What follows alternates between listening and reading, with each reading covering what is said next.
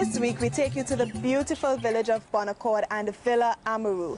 It's located at Bonaccord Estate, near to the popular Shade nightclub. Come along with us for the next half hour as we explore this charming property, as well as the major strides in Tobago this week. I'm Davia Chambers, and this is Let's Talk Tobago. A memorandum of agreement has been signed for the construction of a wastewater treatment plant in the southwest.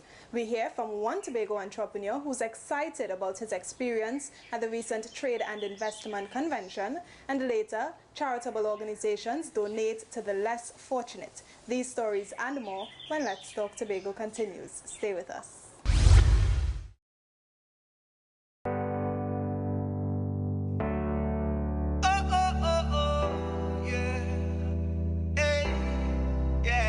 Times. Summer car done, summer car done, summer car done, summer car done, summer car done, summer car done, summer car done, summer car done, summer car done, summer car done, summer car done, summer car done, yeah, summer car.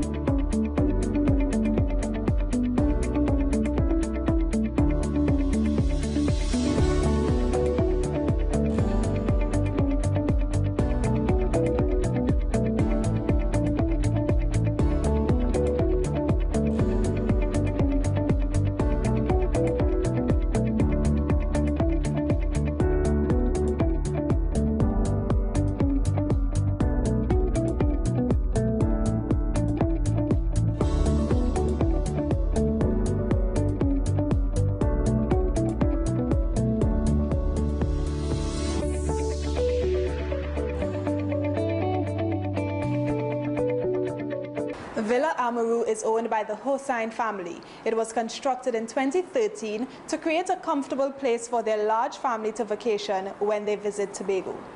Now, speaking of ownership, the construction of a wastewater treatment plant in the southwest of Tobago is moving from concept to reality. After being handed over to the Water and Sewerage Authority, a memorandum of agreement was signed to pave the way for the project. More in this report. The southwest of the island is one step closer to getting its own wastewater treatment plant, thanks to the signing of a tripartite memorandum of agreement among the Tobago House of Assembly, Mount Pleasant Credit Union, and the Water and Sewage Authority, WASA. Decades ago, the credit union acquired the Bonaccord estate. They built a sewage plant to treat the wastewater from the homes and businesses on the estate. WASA has now acquired the plant and is set to expand upon what's already there. Essentially, what we were having as a problem is the uncontrolled discharge of wastewater into the environment.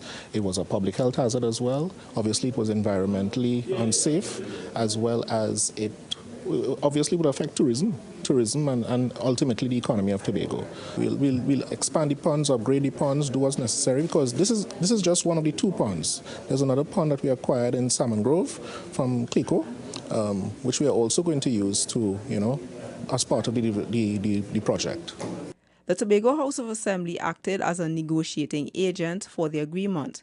After one meeting with the Chief Secretary, the credit union agreed to hand over the plant to WASA in exchange for lands at the Corland estate. It's significant because it signals that we are close to the end of our sewer problem as far as Southwest Tobago is concerned.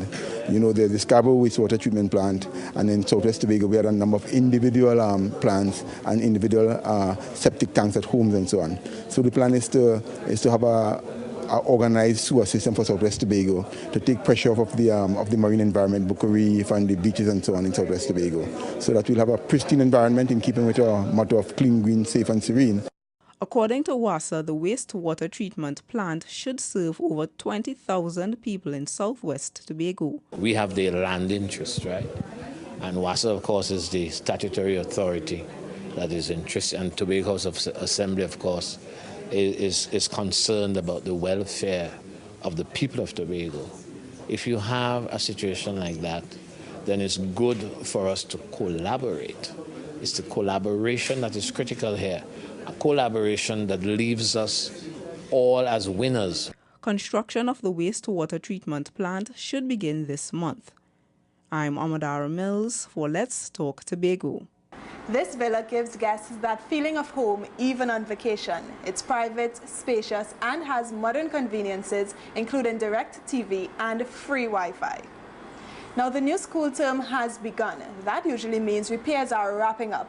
But in this next report, we'll reveal how schools on the island fared this time around. Here are the details.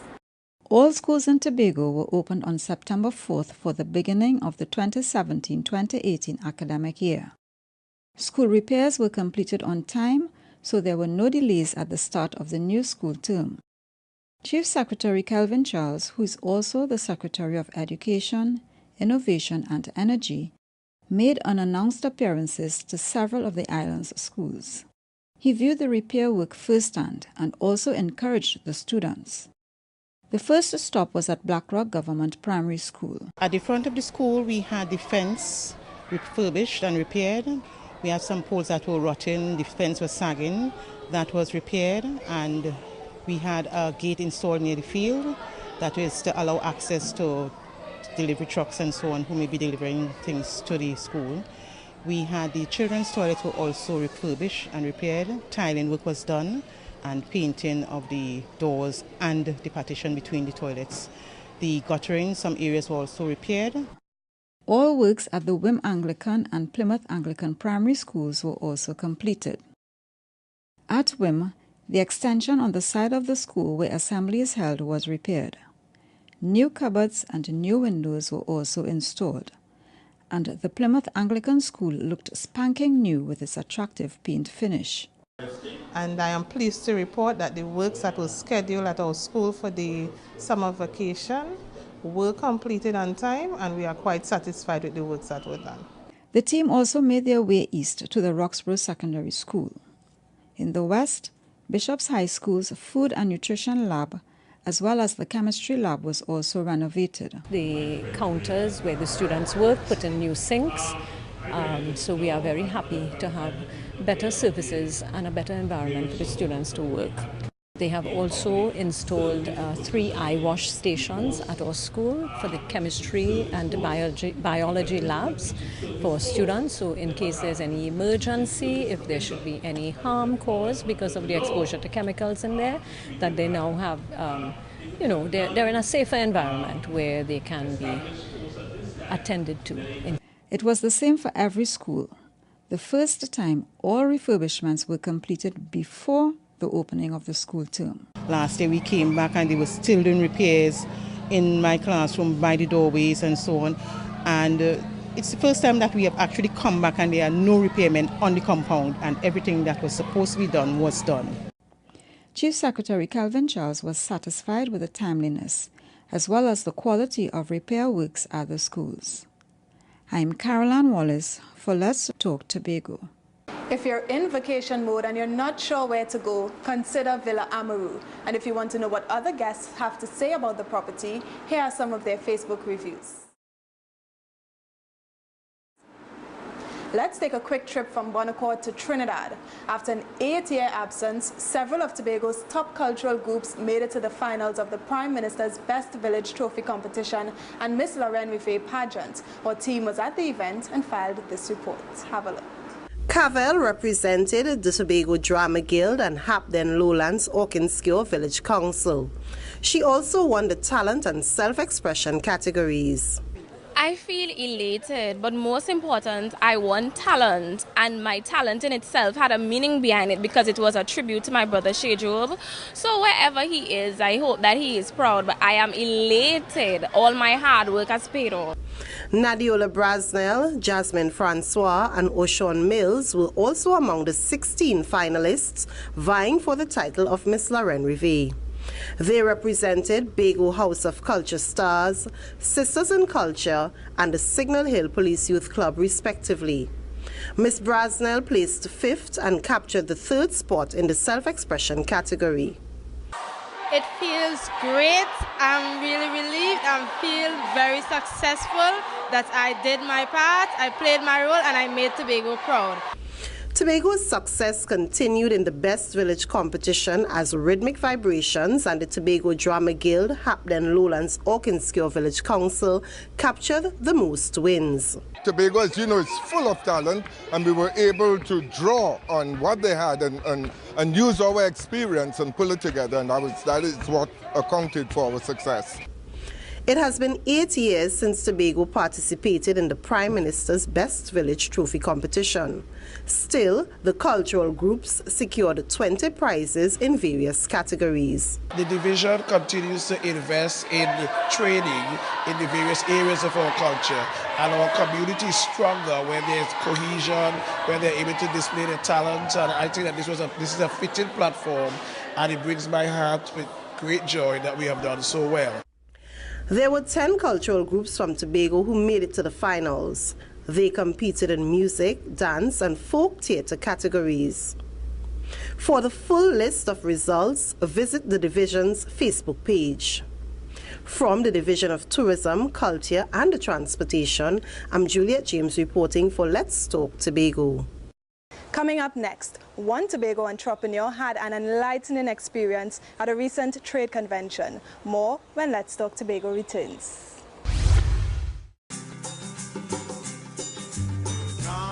There we go to Tobago, that paradise, bung by Robinson Crusoe.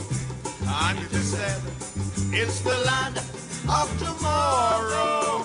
Princess Margaret say, come Tobago for holiday. Now the whole world sing, come Tobago for holiday.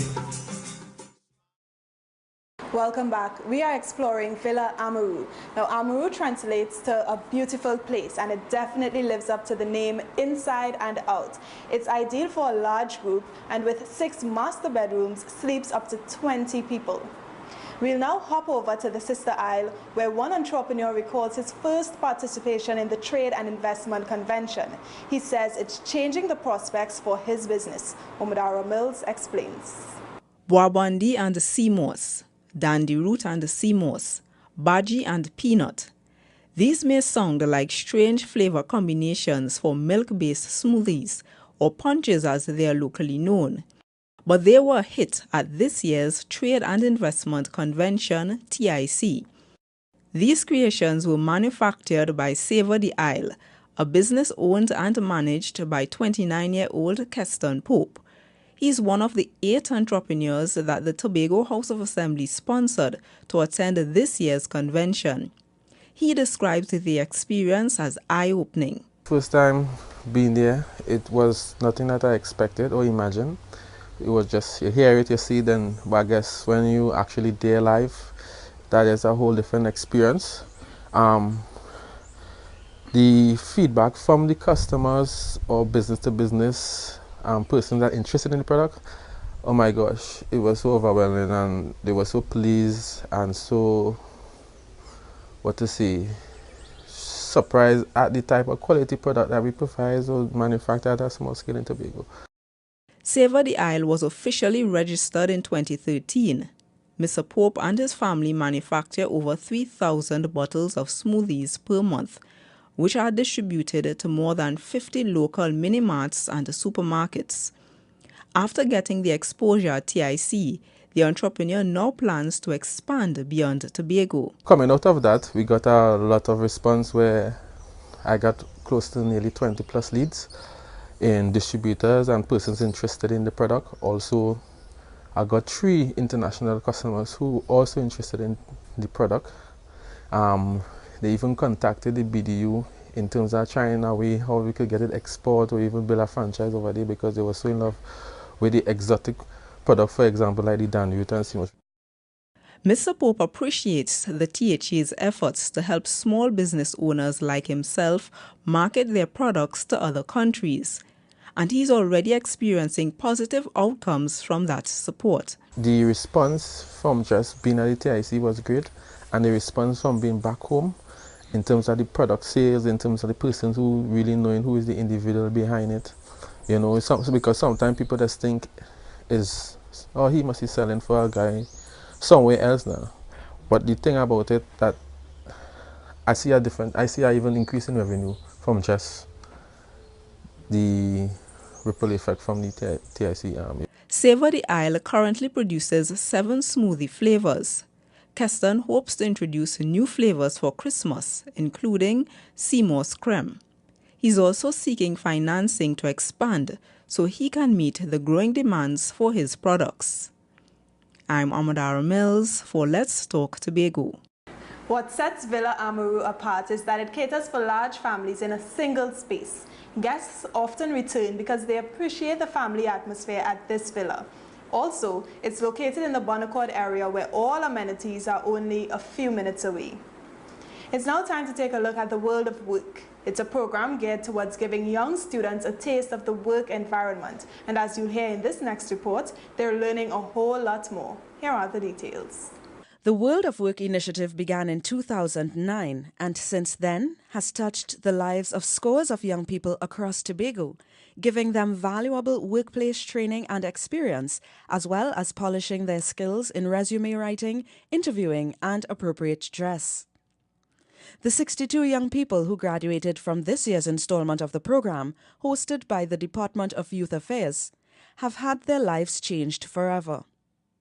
One participant called it an eye-opening experience, and another one of the graduates says all young people should apply. I believe all my colleagues would agree with me when I say that this World of Work program was very beneficial and educational to us all, and I would like to encourage all eligible youths to participate in it in the years to come. During his remarks, Secretary for Sports and Youth Affairs Jomo Pitt also offered his praise for the initiative. I want to congratulate and commend the Youth Department for this initiative, particularly Mr. Skeet and Ms. Harry and the entire Youth Department for once again having a successful program.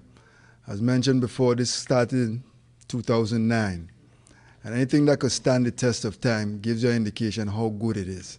And rest assured, as Mr. Skeet pointed out, funding permitting, we will have this again next year. The recently concluded one-month program placed participants in various workplaces across the island, the majority of which were private sector. The private sector also offered their staff members as facilitators for the workshop and interview skills segments. Program facilitator Ms. Odette Charles, coordinator at MIC, reminded the graduating participants of the responsibility they now carry. This is not just about a career, but it's about building a life that's productive. I want to encourage you to continue with the information and the knowledge that we would have shared. You are now set apart. The graduation exercise took place at the Ann Mitchell Gift Auditorium of the Scarborough Library facility. I'm Karima Mackenzie Thomas for Let's Talk Tobago. Villa Amaru is not your ordinary vacation spot. In fact, it's a short drive from the Bonaccord Lagoon. The lagoon is a sweeping oval of mangrove swamp. This reef-sheltered shallow body of water forms one of the most important fish nurseries on the island. Now we know Let's Talk Tobago has loyal viewers near and far, and our next story takes us to Charlottesville, where our crew traveled to meet one of our biggest fans. Have a look at this report. I love to watch Let's Talk Tobago. Mrs. Aurora Ned has been a resident of Top River, Charlottesville for most of her life. She began viewing Let's Talk Tobago several years ago. To her, it doesn't matter the time of day or station. She makes sure that she's tuned in. Mrs. Ned loves presenter Davia Chambers and the places and the stories Davia brings to viewers each week. I think the show is very interesting. It makes me know places that I don't know, houses that I have never seen. Right? It is very interesting. This 79-year-old is a mother of 12. She's also got several grandchildren and great-grandchildren. So Mrs. Ned makes it a family affair, encouraging anyone who's around to sit and watch too. When they hear us tell them, I'll come and let me watch Davia Chambers on the TV. Yes, I just call them. So we just watch it and the daughter say, Mommy, I all time like to watch a show. When you hear the time, I running home. When she go to church and thing, she running home to look at the show. She love it. Mrs. Ned has made regular viewers of others as well, including her soon-to-be daughter-in-law. A couple times I come up and she's going to tell me, come, let's watch, let's talk Tobago, come and see my girl Davia Chambers. So I will sit with her in her bedroom and we'll watch the show. For me, it's very information. You can get information from the program. All the programs that is presented well. They are presented that you can learn from the programs. You can learn like different things that are happening in Tobago. Mrs. Ned says that her most memorable episodes are the ones featuring the Scarborough Methodist Church and the Pigeon Point Heritage Park. I'm Amadara Mills for Let's Talk Tobago. It's now time for a break, but when we return, some students in need got a back-to-school boost. Stay with us. Let's Talk Tobago. We'll be right back.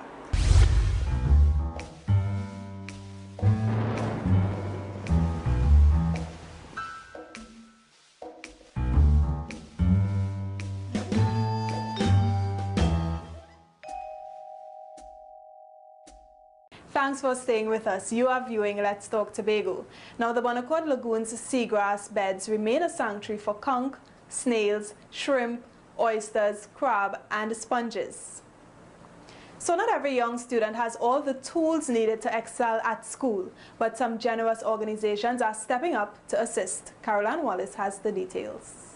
The new school year brings the need for new books as well as supplies. But not every child is fortunate enough to have everything they require. So RE Promotions has turned its support for children in need into an annual thing, hosting its back-to-school charity initiative. This year, they added a special fund. For the first time, we take pleasure in introducing the Margaret Hines Special Assistance Fund. This fund is intended to aid children who are victims of unfortunate incidents. Over 100 students throughout Tobago were assisted. They got items like calculators, flash drives, school bags, lunch kits, dictionaries, and much more. This is a good initiative. I just want to thank everyone who came up with this because it will indeed help a lot. Right? I know that the books will be used wisely. I know that they'll be well taken care of. And I just want to encourage each and everyone who have been a part of this to continue doing it because it's something that everyone actually look forward to see each year. The initiative is supported by the Division of Sport and Youth Affairs. I want you to accept the support that you're getting from RE and recognize that you all are leaders now. You could be creative and innovative now. You could bring solutions to some of the issues facing and plaguing our society now. This was the third year of the Back to School Charity Initiative. I'm Caroline Wallace for Let's Talk Tobago. If you want to cool down or get some exercise outdoors, the property has a swimming pool. Guests also have the option of taking a dip at the nearby Store Bay Beach facilities. You also have many casual dining options in neighboring Crown Point. Then there's the Shade nightclub for those looking to party. Now, for the last 2 months, dozens of promising young students took part in the Youth Energized for Success, or YES program. At the end, the interns revealed what their experiences were like. Here's what they said. 51 young students and graduates got a taste of what it's like to enter the working world. They were part of the 5th cycle of the annual Youth Energized for Success, YES Summer Internship Program.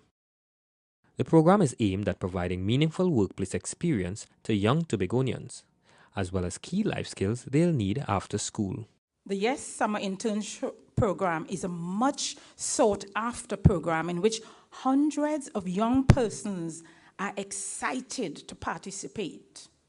And interns for 2017, indeed, we thank you for choosing YES. The program is run by the Division of Finance and the Economy's YES unit. It was also supported by other Tobago House of Assembly divisions and the private sector to ensure the participants got the most out of their internship. But the YES experience offered a lot more. Interns debated the effects of reality television on viewers, and made exciting presentations about fish farming. They also learned about the importance of community service firsthand. They visited residents at the Home for the Aged and volunteered in beach cleanup exercises. For instance, we were allowed to do community service, and this was a very good initiative, and I would truly say if you have the opportunity to be a part of the YES program, you will truly enjoy it. Through this experience, I have once again learned that if I don't initiate some change towards the solution, I ultimately become part of the problem. After successfully completing the program, the interns were awarded certificates of participation. Alex Antwine was the most outstanding intern.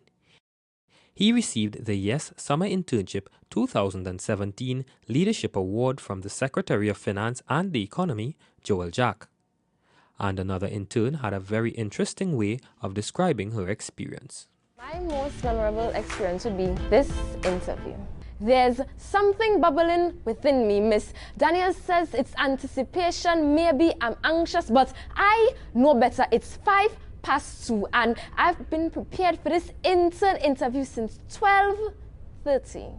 Waiting long, but most importantly, hungry. So when it's time, I become my worst enemy. The YES program was launched in August 2012. This year's theme was Continuing the Development of Tobago's Youth. I'm Kern De Freitas for Let's Talk Tobago. It's now time to have Your Say, the segment of our program where we hear what you have to say. Today we're asking, how can you contribute to solving the crime situation? While you think about it, we'll have a look at who had their say. As a society, if we learn to care for others and accept responsibility for the actions of others, whom we work with, who we talk to, who we try to influence every day, rather than just having a sort of closed-minded, personal view of the world, I think that that is the way that we can actually help with crime. Only continue to pray to my God that He will intervene, because the state of the young people's mind is really, really ridiculous. By calling the police if you see the crime being committed. Being our neighbors' keepers and our brothers' keepers. If you see something going on, we could notify necessary authorities. We could even take precautions to secure our own premises, be it at our home, our jobs, our workplaces. If I see something going wrong, it's to report it to the relevant authorities and to be vigilant at all times in my neighborhood. And that's something I feel could contribute significantly to the reduction of crime, not just in Trinidad and Tobago, but in the entire Caribbean. We close yet another edition of Let's Talk Tobago, and as always, we thank you for watching. Please email us with your comments or queries about the program, and be sure to visit our website, like us on Facebook, and subscribe to our YouTube channel. From our house to yours, I'm Davia Chambers, along with the Department of Information, Office of the Chief Secretary, Tobago House of Assembly, wishing you a safe and very productive week.